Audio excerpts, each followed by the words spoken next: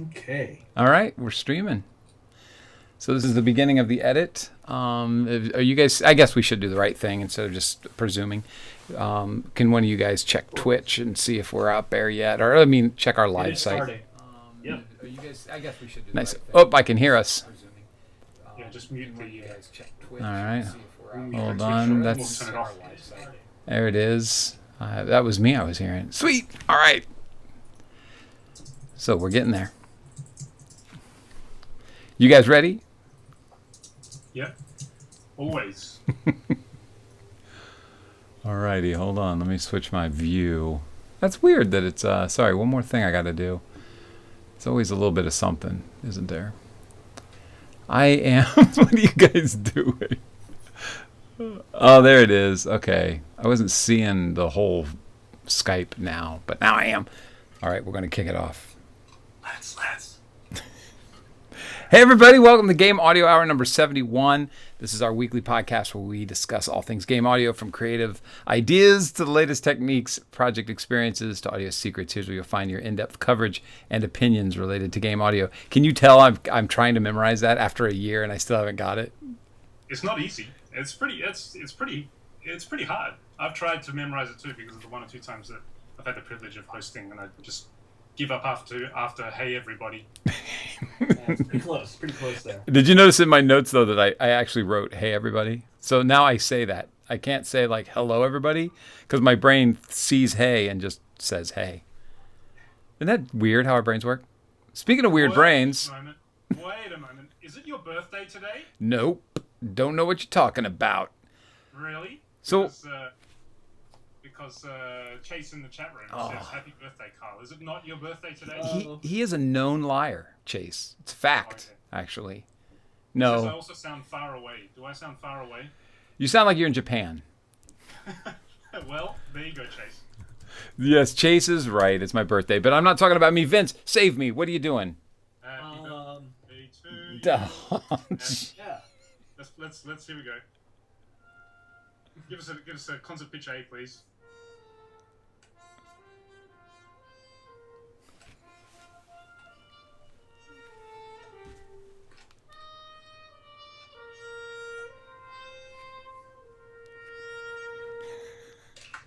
Thank you very much. There we go. I was looking for a lighter app really quickly, but there isn't one. I mean, there is one. I just couldn't get it fast enough. That's typical. Vince, that was awesome, man. Have you played that a bunch on the iWii and you just knew what the notes were, or is it just?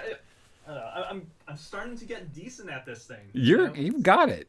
It's been about a year, a year and a half or so, and I'm starting to actually be able to play things just, for feeling it instead of having to work my way slowly through it. That was perfect, man.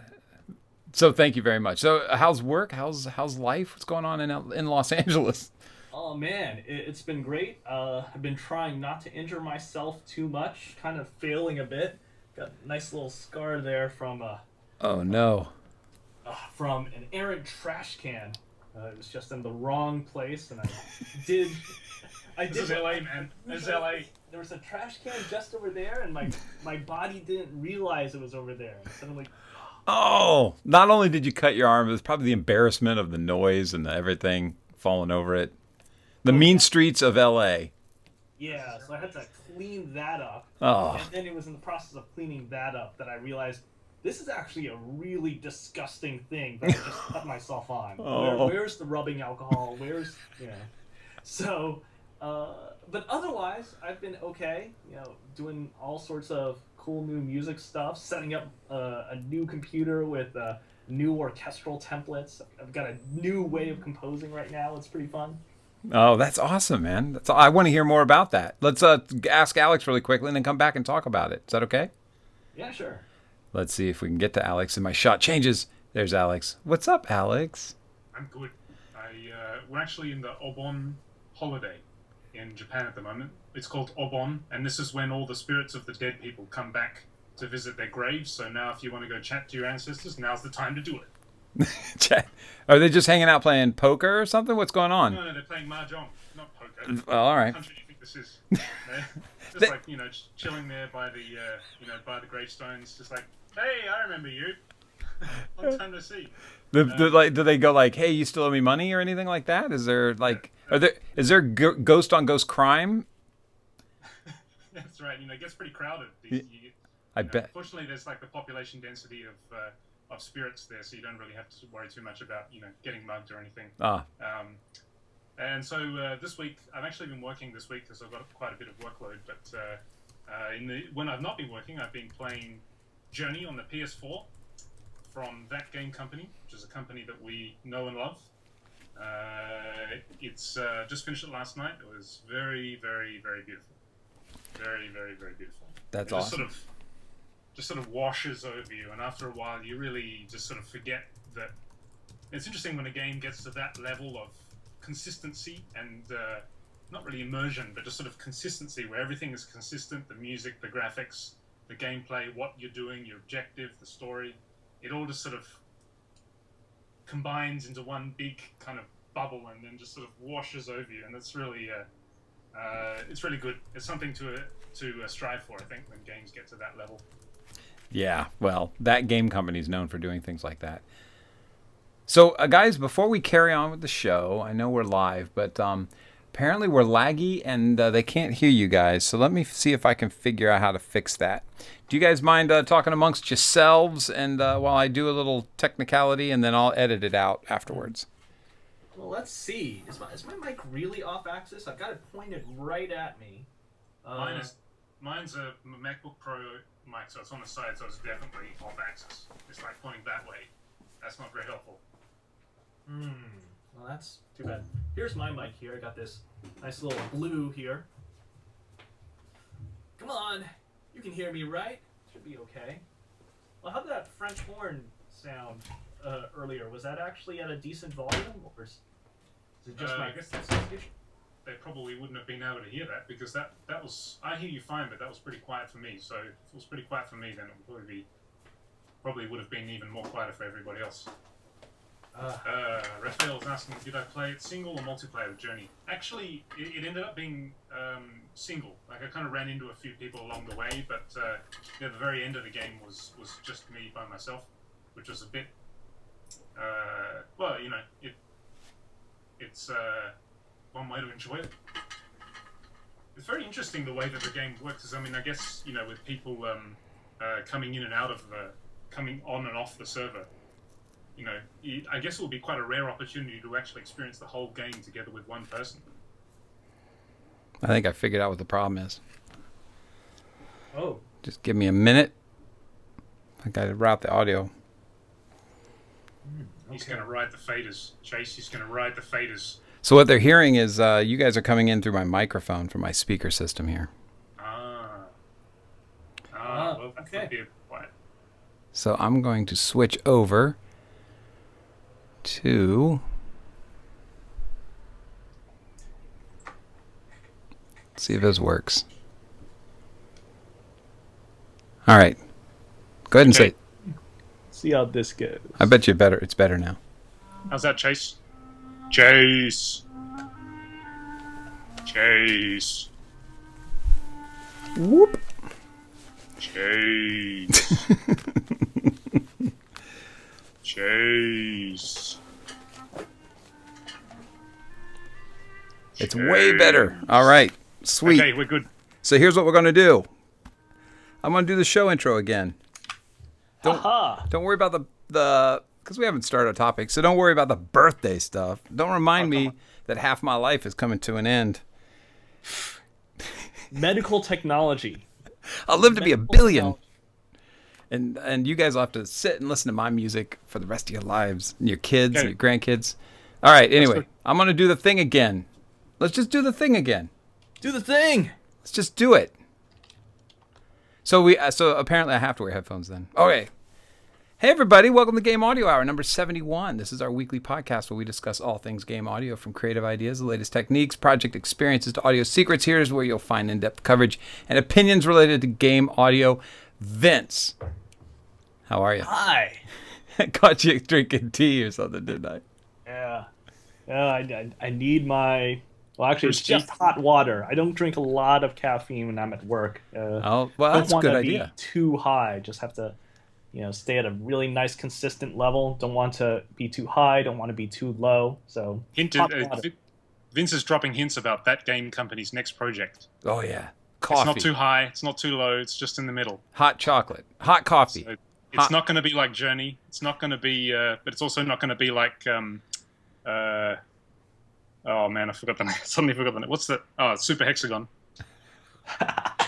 Don't tempt me. I love talking about this game whenever I have a chance, but now is not that time. There's always things going on here. It's always crazy and hectic. This morning, I actually cut myself. I've got this nice little scar here thanks to a trash can that was placed at the entrance where I usually don't expect a trash can to be. And that thing was really disgusting. So as soon as I cleaned that up, I rushed and tried to pour some rubbing alcohol all over this, tried to clean that thing up. And It's like a I hope it's not- ninja. It's a ninja trash can. oh, jeez. I don't know. I have no idea who put that thing there, but if I find him, I'm... Well, I'm glad you're better, Yeah. man. So, Alex, what'd you cut today? Some tracks? I cut some tracks. Well, actually, it's only like it's 10 o'clock in the morning, Oh, so I haven't really cut too many tracks just yet. well, what? Come on, man. It's 10. Yesterday I was cutting tracks, or cutting a track. Nice. Yep, just putting this little MacBook Pro through its paces. Have you been? I don't know about you, but when the fan turns on, I get really sort of nervous. It's like you're doing something wrong. Oh no, yeah. sorry. Yeah, Sorry. sorry. I know I'm pushing you right now. Sorry. Oh my God, I run a lot of batch processes in RX, and you should hear the fan. It doesn't go. It like there's cuss words hidden in there. If you listen really closely, something about my kids will never see tomorrow. I don't know what it was. It's so funny. RX really, those batch processes can kill a computer. Mm-hmm. So let's Kyle. Let's On talk. his birthday, we're not going to sing happy birthday for him again, but on his birthday, we have some fantastic topic suggestions from Kyle. Oh, I think let's he's the best. let's pick out two to start off with. Okay. For the second one, I'll just mention it. Now really you're quick now you're just messing me up. Yeah, the second one is, when is an arpeggiator useful in game composition? That's a really, really nice topic, because I've been actually thinking about that recently. I wrote that because I'm an idiot and I have no idea when to use it. All right. Okay, we'll talk about that second. The first one, this one's quite nice. So, in the spirit of last week's topic, which is where Vince came along and said, okay, if you had a budget of 0, how would you go about getting a game soundtrack done? We have another conceptual challenge. So, in this case, if you had to write a finished 4-minute piece of music for an RPG, and you only had 4 hours to do it in, what would you do? What kind of compositional tricks, what kind of libraries or quick go-tos would you use? DAW tips and tricks or templates? What will we do with only 4 hours to complete a 4-minute piece of music for an RPG? Pretty nice. So if you have any ideas for what you would do, let's hear about it. GameAudioHour.com/live. Twitch or IRC, choose your poison. Let's go. Yeah, we're So watching both. We have 2 chat channels now. Yeah, we're just that popular. All right. What are you guys going to do? What you got? You heard it. What's your first thing? What's your first thought? Vince. Wow. That's how I'll just go Okay, to Vince. I'll do it. So, probably I would do all the things that I've been doing over the last month or two. Just, okay, I know that these things work, and boom. Since a lot of the stuff that I've been doing is typically with the usual fixed ensemble, I tend to work with either a small or a large virtual orchestra. I kind of know what those instruments do, and I'm not going to go too crazy exploring different things, exploring different types of melodies, exploring different types of rhythms. I would never actually try to press outside of what I already know can work within the virtual instruments that I've got. Obviously there are going to be really simple things that these instruments are really good at.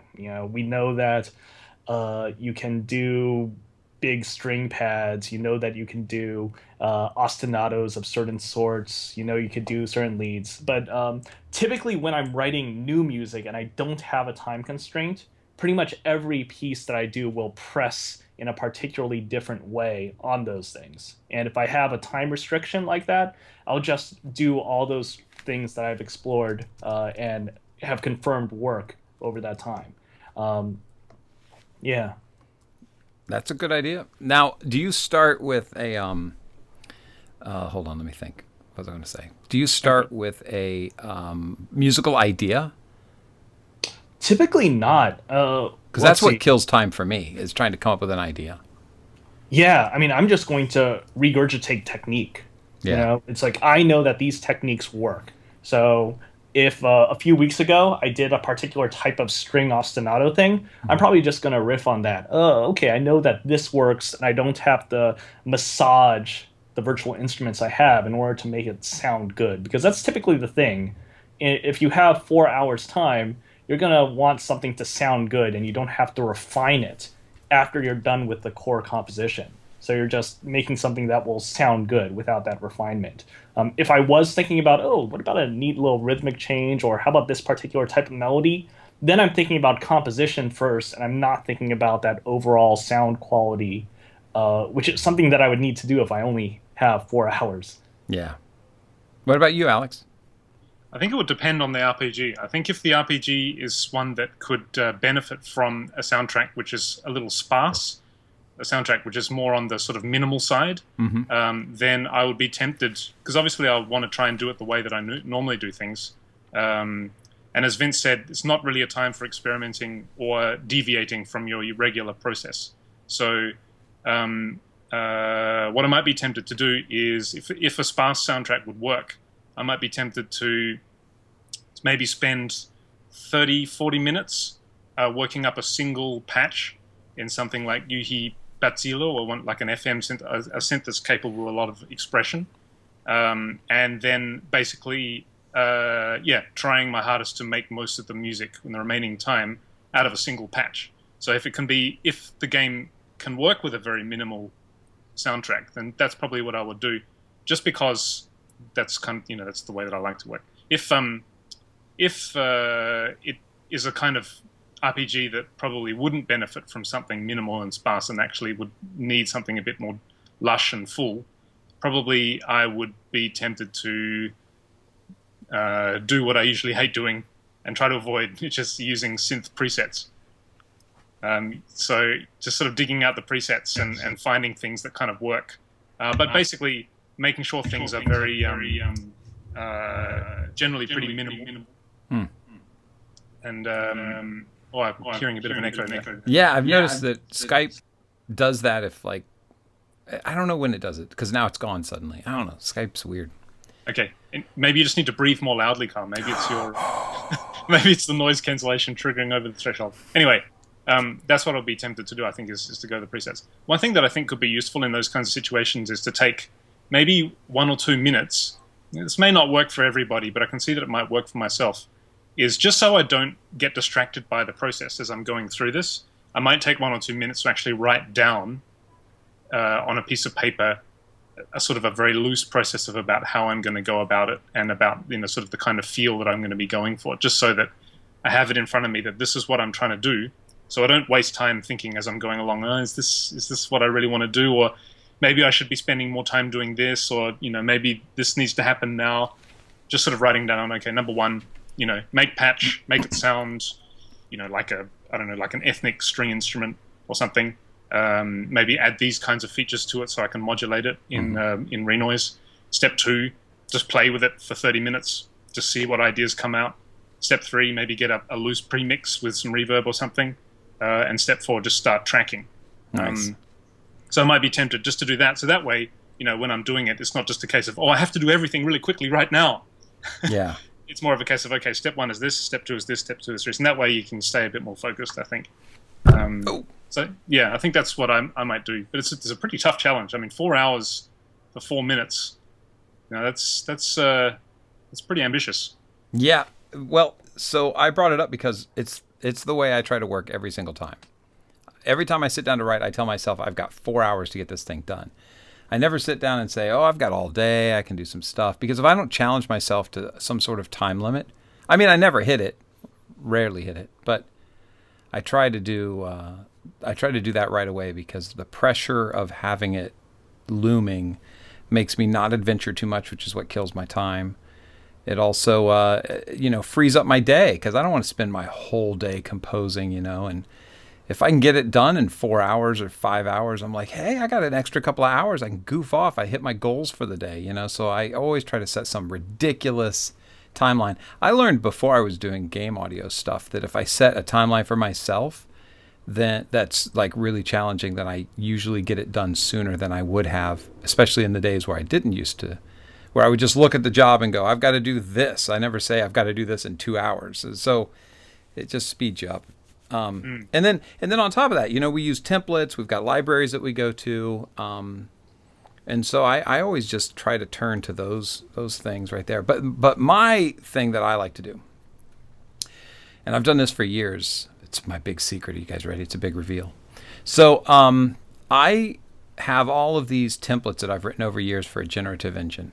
And what I do is set the parameters of the music. I say, it's going to be in 4/4 and it's going to move at 56 beats per minute or something, And here are the instruments I want, and I slide them in. And then I start playing it for a little bit. So now I'm about 5 minutes into my project, maybe 10. And because there is a bunch of pre-work, admittedly, by setting up all these templates that I have.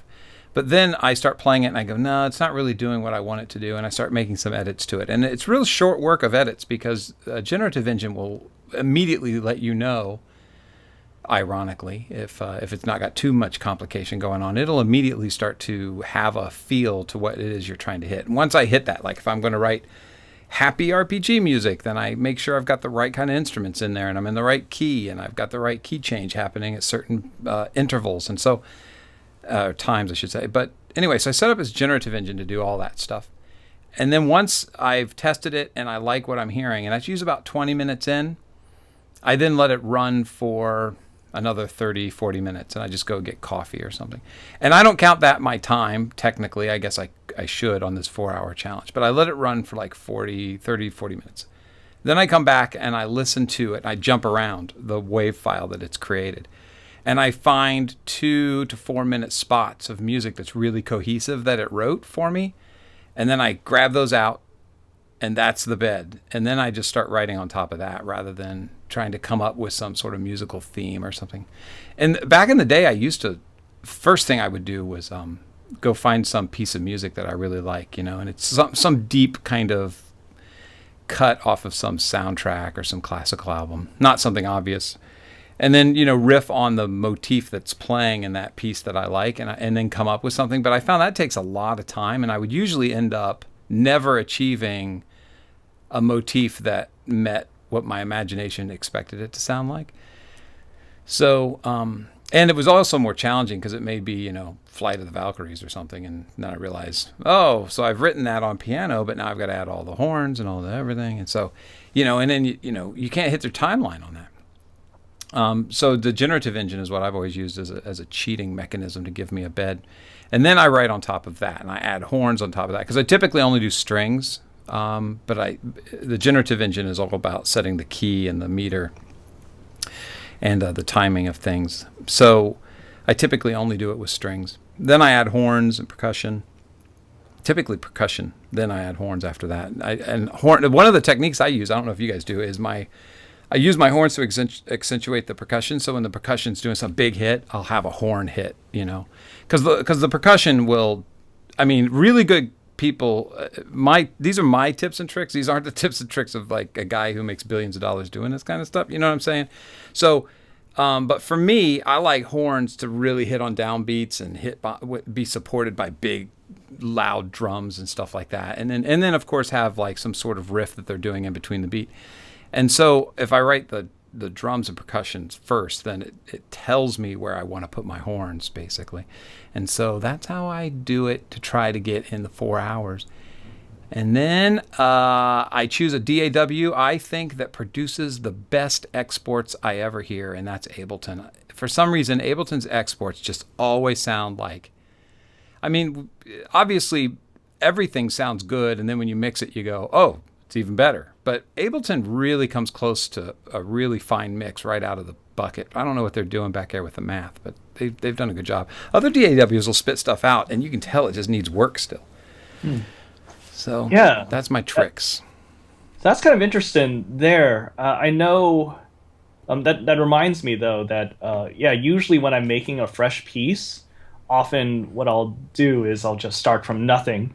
But if I have some sort of time constraint, besides having my templates of instruments, I also have templates of busing, which will also have compression in various places, and I barely have to do anything with the final export in order to get it to the right place. It's almost like it's game ready at that point.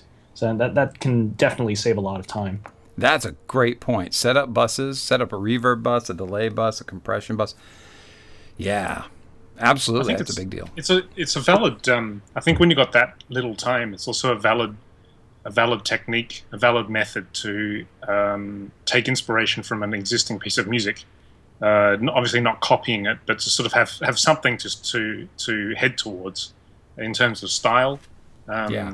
I mean, that's something that, a lot of us may tend to do anyway.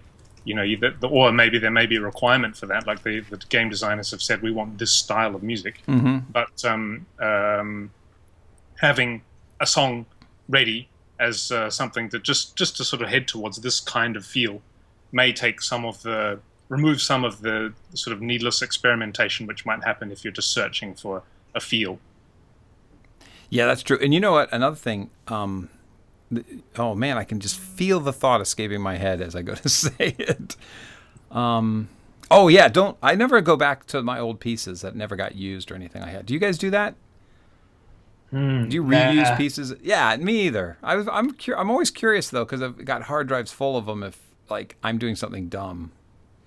I mean, it's like I'm a different person. I was a different person a year ago. I was a different person 2 years ago. And the guy who's hiring me, the guy who's working with me right now, he wants me to make something. And I'm going to make something. Not me from 2 years ago is going to make something. Yeah. It never quite is up to snuff when I listen to my old stuff. It sounds great in my head, and then I go back and listen to it and go, oh my God, what was I thinking? I might only use previous stuff that I've done if I listen to it and it actually sounds better than I remember.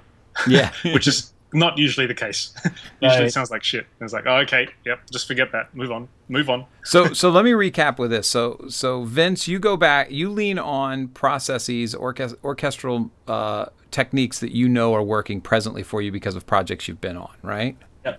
And Alex, you start by by programming in a nice synth patch and start working around that, right? Just keeping it sparse if that's appropriate. If not, then just using presets reluctantly. And I use a generative engine to cheat and do all the background work, and then I write on top of that bed. So do you think that's enough kind of hints to give people so that they can get started? Because I know when I was getting started, I felt this ridiculous amount of pressure to come up with something really good, really fast, because you feel you're competing with so many people. And I just wanted to kind of share that with people out here who are getting new in game audio, is that there are quick ways to ramp up. And that way you can kind of get out some material and also hone your skills, because it's a balance of working and improving. And so you've got to get the work out. So that means you got to do something fast in the early days before you're going to be given the time in a contract. Here's 6 months to work on, Call of Duty score or something like that. You're not going to get that right away. You're going to get, we got a puzzle game here, and can you get us something by the end of the week? And so I just wanted to give some hints as to what we think about when we go for those. In the chat room, Matt M also mentioned that he goes straight. I think it was Raphael who said he goes straight to his guitar. Was it him or Matt M who said that? Was Matt Miller. Yeah. Yep. Yeah, goes to his guitar because he feels better writing on the guitar. And that's another thing that I do when I'm looking for melody lines. For some reason, being a guitarist, my melodies can come out in my fingers on a guitar rather than on a piano. So I do that. And then also my guitar has a MIDI pickup, and I run it into a Yamaha G50, and I run the G50 into my computer so that I can be writing the melody on it'll sound like a violin or French horn or something. What about you guys? Vince, you doing your melodies on the iwi? Yeah, I mean, it's funny. Even though I am a pianist, and I've done it for literally decades. I'm doing a lot of stuff on iwi now, and my fingers want to do different types of melody on iwi compared to on keyboard, and so I'll utilize the mode of composition or the current genre that the game requires, and make decisions based on that. Hey, this is going to be an iwi backed piece, and this is going to be more of a keyboard type piece. And maybe sometimes I'm, depending on the game, I'll just actually be drawing things in directly in the piano roll view because, it's going to be that type of piece right there. Another thing I do too is if I find a melody first, I don't know how you guys do this. It's no big secret. It's just that it's technique, or what's the word I'm looking for? It's theory. Is I first start the background to support the melody in the fifth before I move to the root. Do you guys do that too? So your intro is in the fifth rather than the root, and then it kind of runs through this kind of sub melody, and then when the main theme's going to come in, I go to the root and support it. Does that make sense? That makes sense. I've never thought of that as a sort of a process, so to speak. I do it too often. I actually kind of do that. Usually by having some sort of ambiguity in whether it's in a major or it's actually in a Lydian mode. So I can sort of work off that beginning as being, I'm actually starting on the fifth before establishing the real root of the piece. Yeah, Matt Ullman caught me. He's like, it's just fugal stuff. It's like, yeah, plus it's old rock and roll tricks. Like Beatles songs would start with a fifth rather than, the root. So I'm just trying to think of things. You guys got anything else? What are the little tips and tricks? Got any more? Should we move on? I think one good thing about working with Tracker is that it makes experimentation very difficult, and that's good because you need to really commit to your idea in your head before you actually sit down and start working with it. And so, if you've got limited time, actually forcing yourself into that process where there's less. I guess it depends on the way you work, but for me, if there's less sort of thinking about maybe this will work, maybe that, and just sort of playing around and seeing what happens, play a bit. Start to put it together in your mind first, and then just go from start to end and just work through it gradually. That working in Tracker tends to force you into that approach, but actually that can be very efficient once you are a bit practiced at it. Because everybody, of course, has a different way of approaching writing music. Some people like to write it in blocks and then arrange those, and doing things in Tracker does tend to sort of force you into a very linear approach, like start step by step as you go towards the end. Combine that with being able to use the QWERTY keyboard as a fairly effective controller. You're basically fiddling around on your piano keyboard to work out what it is that you want to do, and then just sort of basically typing in. And with all the keyboard shortcuts that are available, you can move pretty damn quickly. So just formulating things in your head, I think, helps a lot too. Like writing down your process on a piece of paper before you start. It just sort of gives you a bit of a compass. So you don't have to be distracted by, what am I doing? Is this right? Does this sound good? Is this a good approach? And you can just get down to the work, because if you've only got 4 hours, it goes faster than you think when you're noodling away on a keyboard thinking, yeah, that sounds good. No, that's not so good. Before you know it, 1 hour will be past and you've lost that time. Oh, it's so true. So, yeah. That's so true. And I think we're all saying lay down the bed before you lay down the melody, right? But that's kind of personal. I know some people work from a melody forward. Yeah, I tend to do it that way. I tend to start with percussion and then from there go to like a bass line, because I'm a bassist. So working out the floor of the music, and then melody next, and then after that working out what harmony works with it all, which is a bit backwards. But no, I mean whatever works. I like the bed first because my melodies are optional now. There's a lot of things that my brain will do, but I do have to walk away from it before any melodies hit me. If I'm working right now on some bed and I'm doing, some progression changes and tempo changes and just laying. Oh, that's another thing too. Do you do the old rock and roll trick of like changing the tempo or in the middle of the song and then returning back to the tempo again? I mean, of course, the project will dictate whether this kind of stuff's going to work, but these are just thoughts that go through my mind. But then once I've got the bed down, then I walk away from it, and I don't count that as the 4 hours because I should, I guess, but I don't. These are just the rules that I break that I set for myself, because that's what rules are for. Break them, set them, break them, set them, and then break them again. But yeah, I walk away and then I'll be like in the bathroom or just like picking weeds or something, just trying to get my mind off of it, and I'll magically be whistling something. And I know it's a decent melody. I don't ever proclaim that I write good melodies, but I know it's one that I'll be happy with if I think it's some other song that has interrupted my brain, because my brain is fixated on the one I'm working on, and then I'll get distracted by something and start whistling, and then I'll catch up and go, oh, wait, I should be concentrating on my song. And I'm whistling something else. What is that? And then it takes me a minute. I go, oh, that's still the song. So then I hurry up and write it down or come into the studio. Yeah, how do you actually, when you've got that melody right in your head, you've got to get it down right now. What's the easiest, fastest way that you like to do that? Oh, iPhone, baby. I've got so many embarrassing messages on my iPhone that if this thing was ever lost, I could put nude photos on me here and be less embarrassed by people seeing those than listening to me whistle and hum into the memo taker on this phone. That was supposed to be hilarious. Thanks for laughing so hard. Ha ha ha. No, I mean that's really important. You know, you guys are a tough crowd. I'm just reminded of John Tesh singing what eventually became the NBA on NBC theme onto his answering machine back in the 70s or the 80s? Yeah, the 80s. But I mean, it's a great method to do it. I can't believe it. John Tesh is awesome, though. John Tesh. Yeah. Do you like John Tesh, Alex?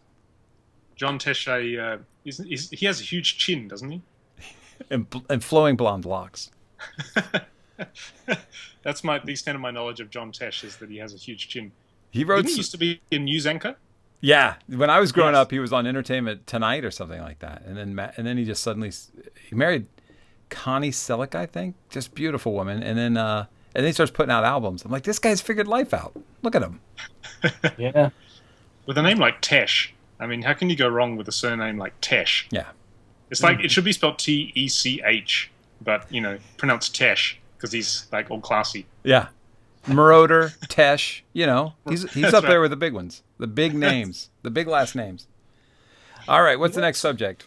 Actually, no, go Vince. One last thing. I'm realizing that there's something that I definitely do not use if I'm really strapped for time. And it seems like maybe it's something I should, but I know I never do, which is loop-based or cycle recording. Yeah. I just, okay, let me repeat this section and play it in the second take, play it in a third take, keep on going. But I almost never do that when I'm operating quickly, and yet it seems to be a feature that would lend itself to that. What do you guys think? That's a great idea. One thing I struggle with is when I'm messing with drum machines, I will write a pattern, and then I think to myself, I'm not going to loop this pattern the whole time through the song. So I like recording with a drum machine like you're talking on a loop, but yet each loop lays a layer down behind it so that it's not destructive.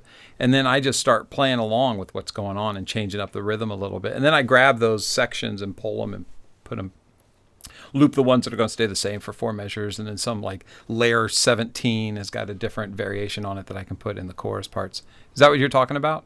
Yeah. I don't do it with a music. good way to do it. I just do that with drums, but that would be a great idea for like having some bed and running melodies and counter melodies. Mm-hmm. Cool. Isn't that's kind of Live's strong point, isn't it? Doing that kind of thing. Yeah, I love Live. So anyway, what's next? So we're going to be talking about arpeggiators and when are they useful in game audio. This is a really interesting topic. I know that, let's start with Vince, as usual. What do you use for arpeggiators for, Vince? Not much. Actually, I don't... Well, let's see. I don't tend to use arpeggiators for music. I just don't. However, I do sometimes use them for sound effects design, especially for doing, UI stuff, anything that needs some sort of abstract confirmation or moving through a particular hierarchy of sound. I'll actually use an arpeggiator for that, or some sort of sequencer type plugin within my sequencer. Yeah, but I don't really use it too much for music, though. If I was doing more more old school, more retro style music, I bet I would be using that, but I haven't been using it for music though. Yeah. I've never let go of that retro style, so I always use a Mellotron everywhere on everything that I ever do. And I know this was my question because I really don't know how to use an arpeggiator very well. But I'm working on something right now that's RPG-ish and has got like a metal kind of guitar edge to it. And so I whipped out the arpeggiator to hook it into my Voyager. And then I've got this crazy patch going on in all my pedals and stuff, and made this really ugly sound. And I'm arping that through the background of things. And it really it's turning out pretty well, if I can say so myself. I might I use arpeggiators for mainly two things. Firstly, as Vince says, not so much for music, but more for sound effects creation.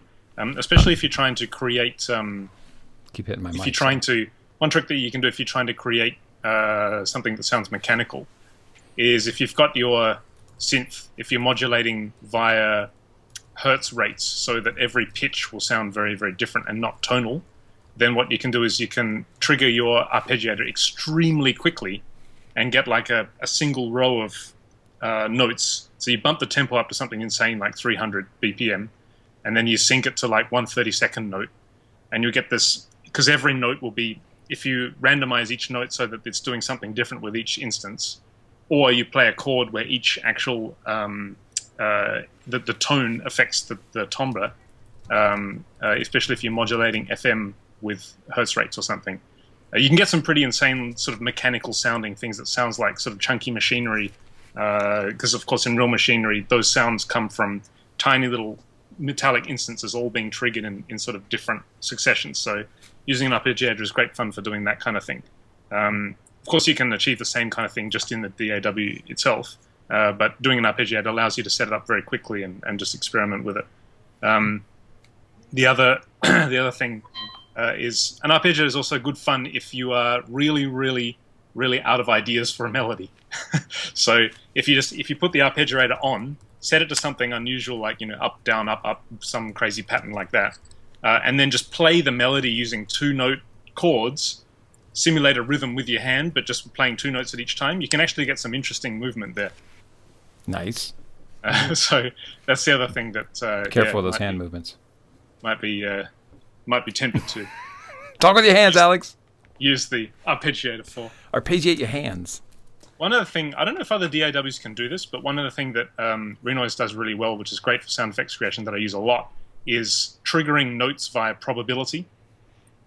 Do the other DAWs do that? Can you do that in live? Like, see, if you had a succession of notes and you want to set a probability that each one of the notes will or will not play, can you do that? I use a generative engine for that same thing. Okay. It's not. Can you actually do that in live, just with live itself? Well, I'm not sure. I spend very little time in the cell view of live, and perhaps it's some functionality over there, but it's not something I've run into on the arrangement view in live, where I spend most of my time. I mean, there's probably some like Max for Live plugin that you can download for free that'll have that kind of thing, and it's very useful. Absolutely. Yeah, because when I'm doing sound effects work, if I'm wanting to do the sound of like smashing glass, then I will have I'll synth up something that sounds like one piece of glass hitting the ground, like a little dink kind of sound. Mm-hmm.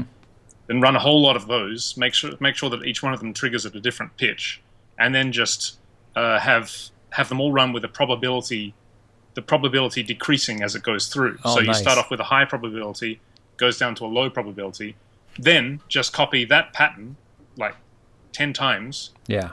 And then render it out 10 times, and you'll have 10 sort of smashing glass sounds that sound completely different for randomization. That's really cool. I would do the same thing, although usually I would do it as a complex, well, not complex, but something that I would do in Fmod as opposed to doing it in my sequencer. Okay. Yeah, but I would do actually similar things with that. Mm-hmm. Yeah, because that's a really, really neat way to quickly whip up variations on a sound, especially if it needs to be, have lots of, in the case of, a car smashing into a wall and you've got little bits of glass and you want to actually have, 10 different versions of that. Mm-hmm. Using Renoise's trigger with probability command is really useful for that. That's really cool. Hey, Vince, above your head is a hole in the wall or a mirror? I thought it was a mirror. That is glass up there. Ah, because I saw a Right door here. open and it hasn't closed yet. And this is glass. Nice. It's a window to the outside world that I can't exactly peer through. It's not exactly easy. Right now, it's just a shelf or some little gifts from my girlfriend, and I got a sound panel over here and a sound panel over there. Nice. Yeah, that door opened and it just threw me for a loop because I thought it was a mirror or something. I didn't know what my brain thought it was. So, Oh, that's probably a cabinet door because on the other side of this is a kitchen. ooh, the food's over there. Yep, that game company's ever so famous kitchen. Nice. Nice. Why is it famous? I don't know. There's some tasty stuff that happens there. I'll whip up some awesome salads. So I have to throw out this link. I'm not going to read it on air, but I'll put it in the show notes that Raphael put up of a picture of John Tesh with luxurious hair. It's gorgeous. It just makes me crack up. Are you seeing it, Vince? It's in the I think I missed it. Can you paste it again? Oh. My connection was messed up for a bit. yeah. Didn't you used to look like that in the 80s, Kyle? Yeah, I did, except like I said, my hair was better. And I was in Poison, the band. No, not true. Oh, I think by doing this, I am messing things up. Okay, I'm posting it into both of our chats because we have two of them. That one is the Twitch chat, and this one is our old chat. That is luxurious. Isn't that You gorgeous? can't unsee that hairstyle, can you? I like That's when awesome. Raphael does that. Somebody says, I can't, Alex says, I can't unsee that. And Raphael says, sweet dreams. I wish. If Oh, I could man. have glorious hair like that. Oh I my would God. also need those eyes though. Yeah. You know, it looks like he's got pimples, too. I mean, this is a young John Tesh here. This is the acne-ridden John Tesh. By the way, just back on game audio for a moment. Oh, Not that John come Tesh's on. hair is not game audio. Matt M says that if you're interested, Kyle, Live does have a random MIDI plugin that has a chance parameter. Oh, So cool. You can do it too. I will check that out.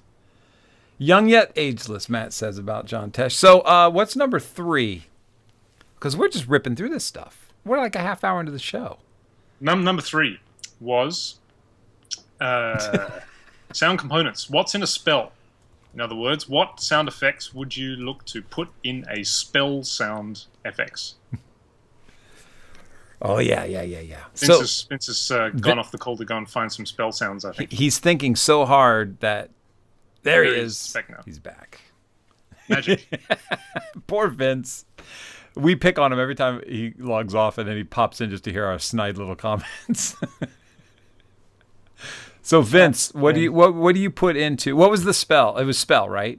Okay, so sound effects. Typical things you're going to find in sound effects. Now I've noticed that there are friends who are sound designers, and I can tell when they've done something because they have little tricks they use. That's kind of the signature that people put in stuff that stands out over time. The more I've played games and heard a lot of stuff by a bunch of different people, I start to go, oh, that's definitely a Matt Piersall move right there. You know, I can hear it, and not just him. There's lots of people have like little signature things. But it made me think, like if I had to write up a bunch of spells, which I did. Oh, by the way, yeah. Hey, I guess I can talk about it. I did a bunch of spells and voiceovers and stuff for Sirenscape. So if you go to sirenscape.com and you get the latest downloads, which are these player character what's the word I'm looking for? I'm not selling it very well. This has never been my strong suit. But anyway, go to sirenscape.com and get that app because it's pretty awesome. If you're playing board games or playing some RPGs, you know, doing some analog gaming, if you will, this app is fantastic. And Ben's been on the show. Amazing stuff is going on there. But anyway, if you listen to some of the characters that they put out recently, which are related to the Pathfinder iconic characters, we did a bunch of sound effects and voiceovers for that stuff. And it got me thinking I had to do so many spells, I had to change them. That's the tricky part, right? I've got this cleric character that casts all these spells and a mage character that casts all these spells. And I'm trying to make them sound differently.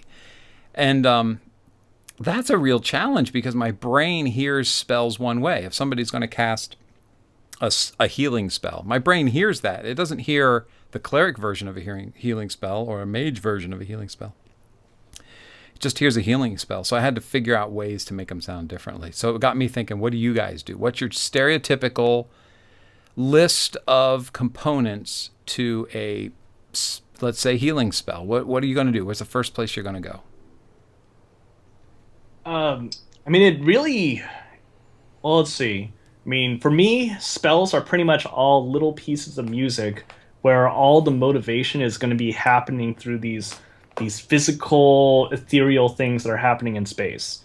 So if there's no visual representation of the spell, then I'm going to have to make one up for myself. Mm-hmm. Okay, if it's a healing spell, I'd be thinking things like, is it an area effect spell, or is it targeted at an individual person? That's going to change the sound of it. Mm-hmm. Is it weak or is it strong?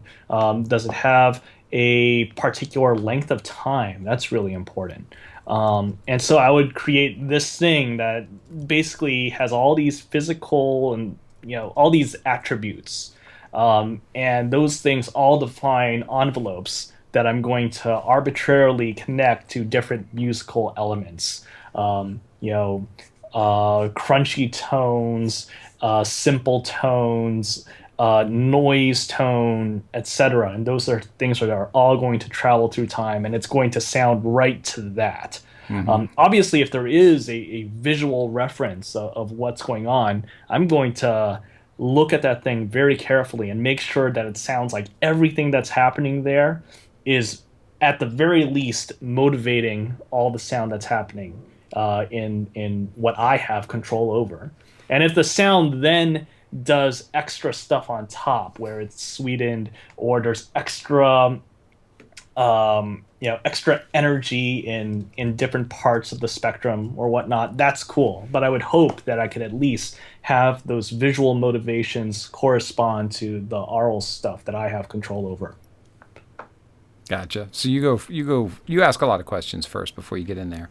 Yeah, definitely. And so that makes it hard for you to answer this question. Then, like, what's your first piece that you put in there? Like, what's the first sound? What is there a sound that you, so first thing I'll deal with is often I'll think about what scale was it going to be in. Yeah. So you make it a musical thing. A lot of things that are, here's whole tone, here's diminished seventh, mm-hmm. Things like this. Here is just that augmented fourth.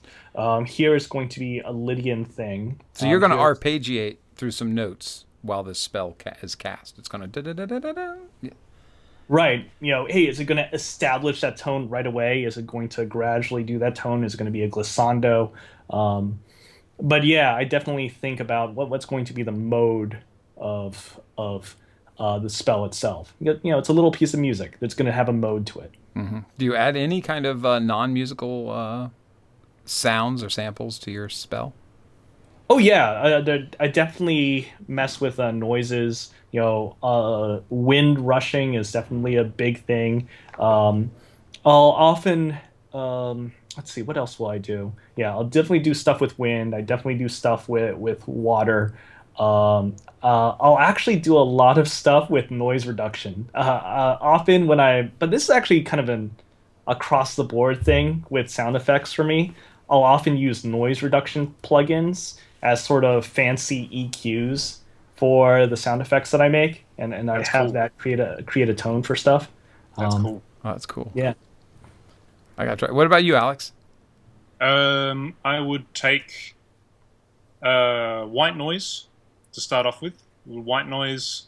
I would also use maybe modal synthesis for an initial impact, and I might also use some FM stuff, and I'd probably have a bit of fun with a phaser, just to sort of really squash it up if you're listening with headphones, just to like really inside your head and give you that kind of sort of inverted, bizarre kind of outside of your ears kind of feel, mm-hmm.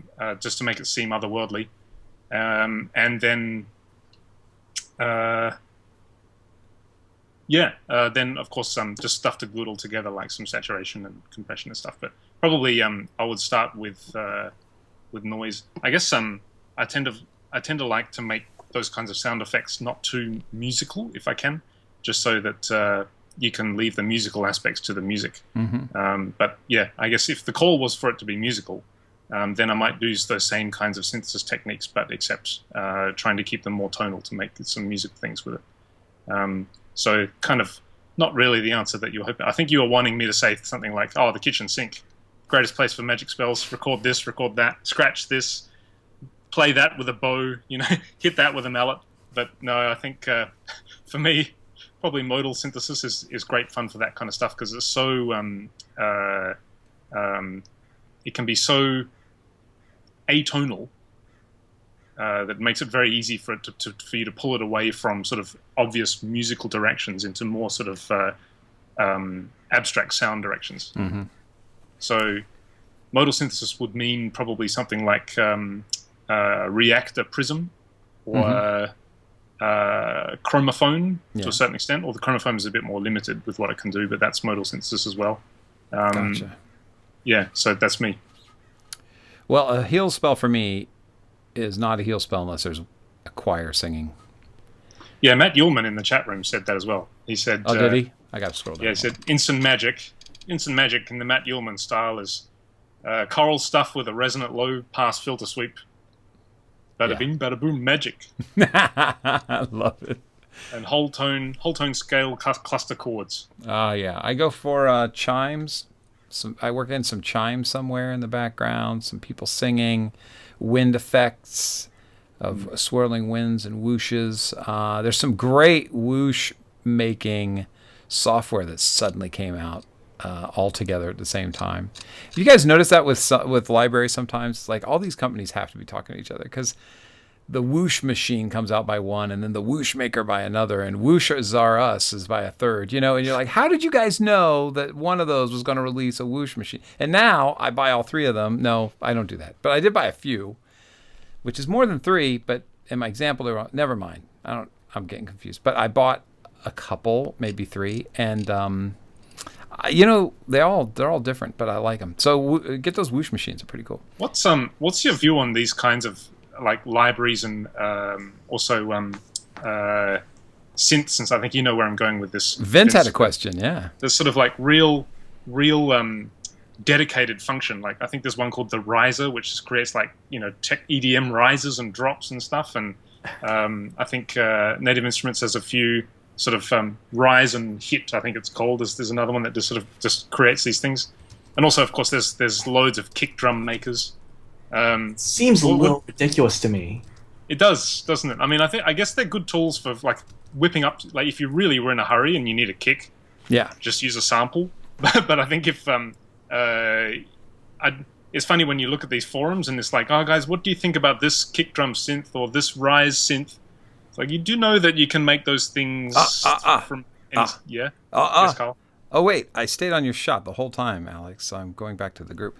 Hey, so don't disparage the whoosh machine. I'm telling you, because the one that I'm using, and I can't remember, the one I'm using the most of, I just drop in my own samples. So I'm still making my own whooshes. But what has happened now is that the interface is giving me functionality that I would have to do with a mouse, which is ridiculous. Like I'm going to use 50% of both of them. So I put a line in the middle in this whoosh machine. Okay, that's easy enough in a DAW. But now I'm going to use 30% of the first, the middle half of the second, and then reverse the beginning of the first one and tag it to the end.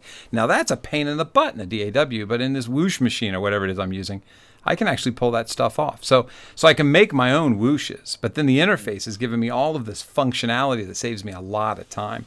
And sure, you can do it in a DAW, but it's also going to be an hour later by the time you got your whoosh done, rather than just drop in two whooshes, change a line, and then go. Yeah, I guess you're right. It is about workflow and process, and they do enable you to work a lot faster because they give you dedicated tools for creating just that. However, it is a bit sad when people think that that's the only way to make them. Yeah.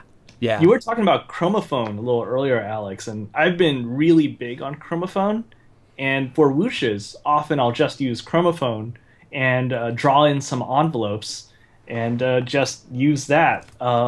It's in Sonar, it's a little weird. It's a little bit hard to actually control them in real time with MIDI, but with envelopes, I can control all sorts of stuff. And okay, I'm going to change that filter here. I'm going to change, the actual size of my resonator here in this envelope and all that stuff. I've gotten pretty quick at doing stuff with Chromophone. Nice. By the way, everybody, Uh-oh. you should be aware that okay, I'm listening. right now, AAS, with the makers of Chromophone, have a sale on 50% off Chromophone. It's now $99 as opposed to $200. Worthwhile, very worthwhile. I agree completely. And if they're having any other sales, just buy up everything. I don't know if there's any AAS stuff I don't have. That's a great company. This sucks because I've just bought a PS4. I really need this, but I can't afford it right now after having bought a PS4. Listen, mister. You either make a decision between music or games. You have to decide. You just chose games more than music. Shame on you. Yeah. This is sale time. There are a lot of sales happening right now.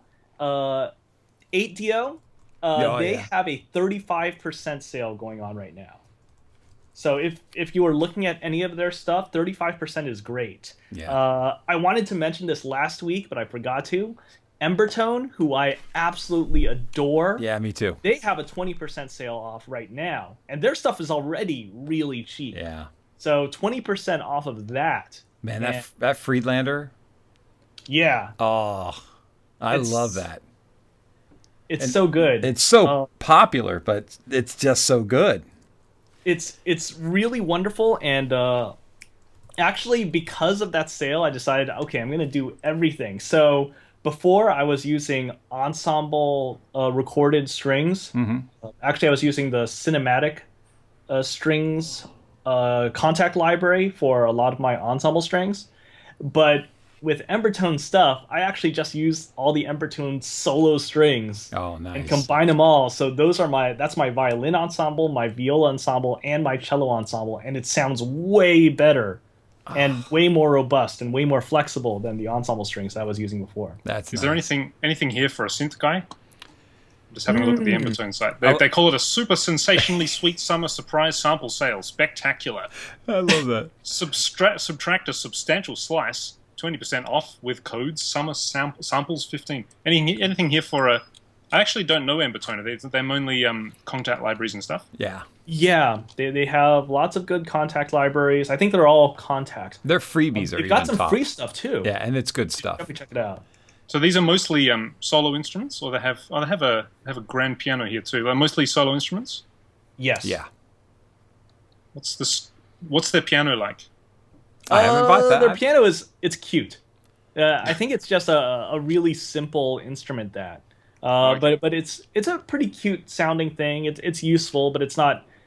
I wouldn't call it brilliant. They're the ones that are big, and it's really their most recent stuff over the last few years that have been really big. I think have been absolutely brilliant instruments. Yeah, Matt M brings up a good point also, that if you get Collision in Ableton, that's basically Chromophone. Oh yeah. I don't have live, so what I'm gonna have to do is I'm gonna have to wait until August 31st, which is like another 2 weeks away.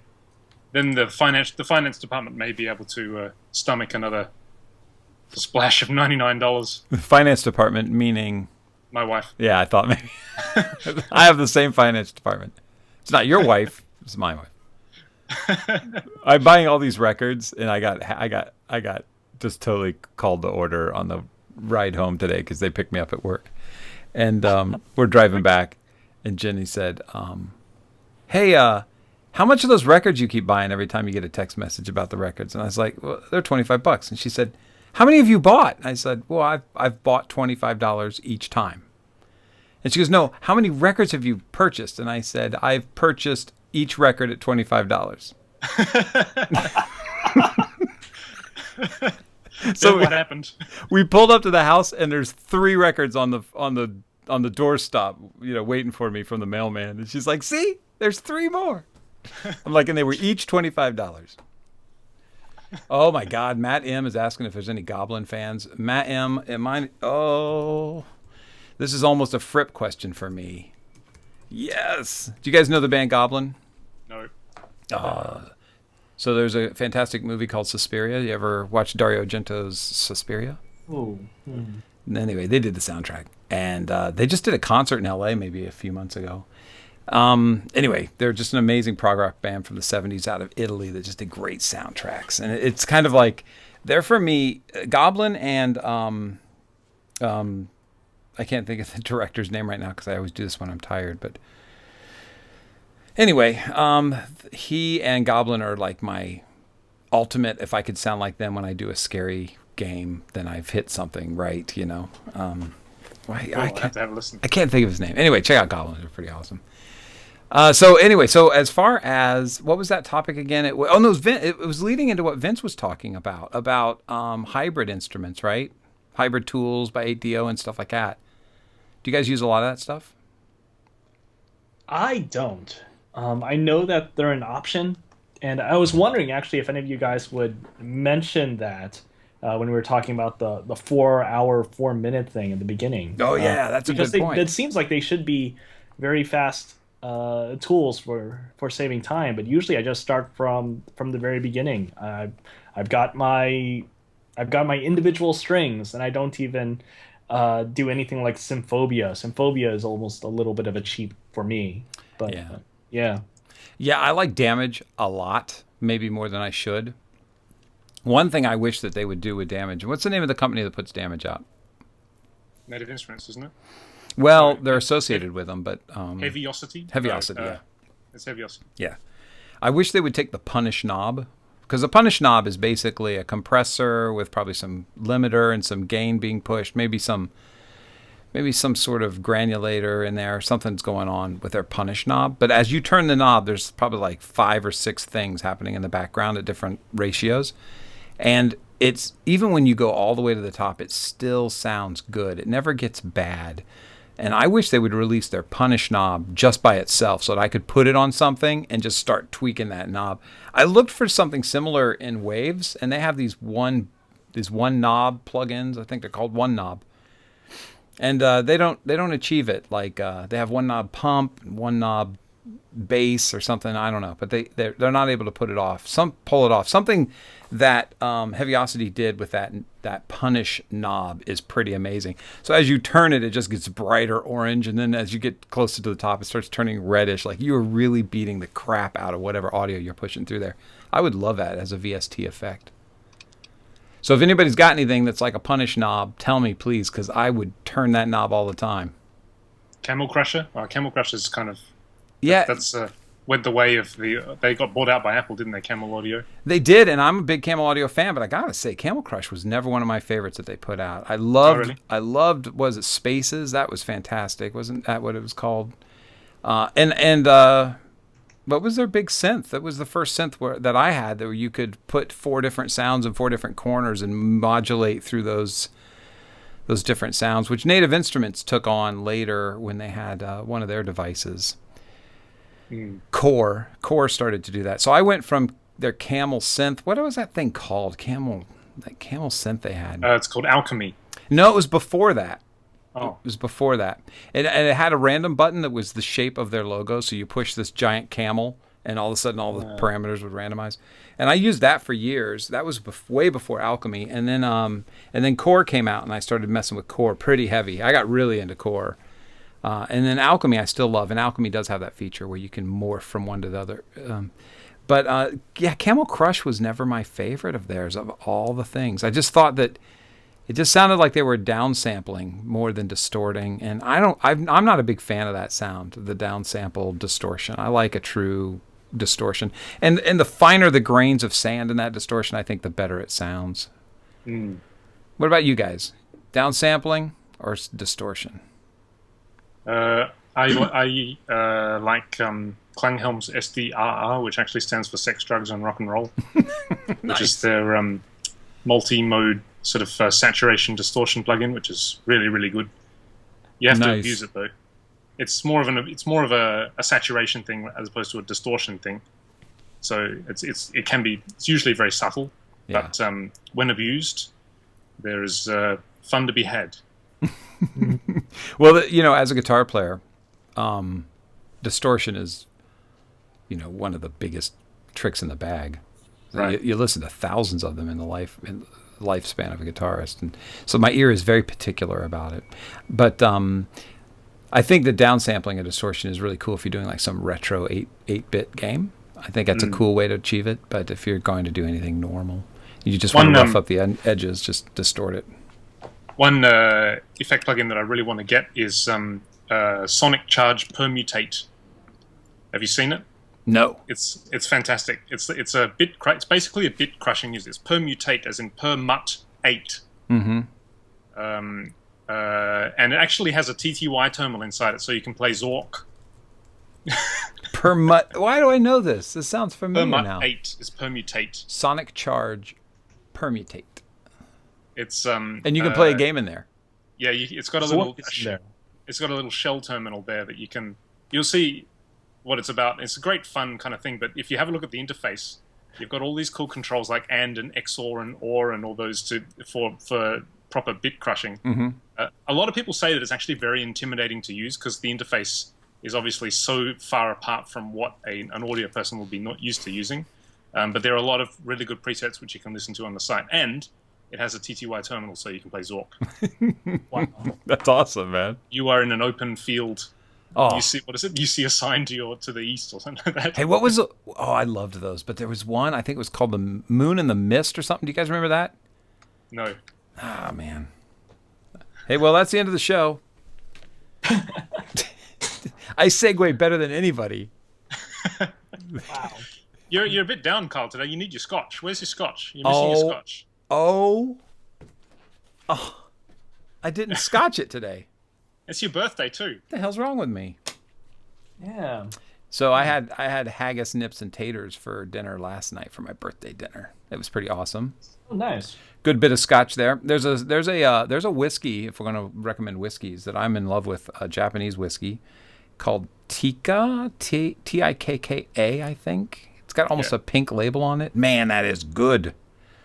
Yeah, we need to talk about this at some stage. I'm really surprised that the Western taste, which arguably is very refined when it comes to these kinds of Western styles of alcohol, actually rates the Japanese stuff. Yeah, it's good. No, the Japanese stuff is fantastic. Is that what you're saying? Yeah, I wasn't listening. I was really searching.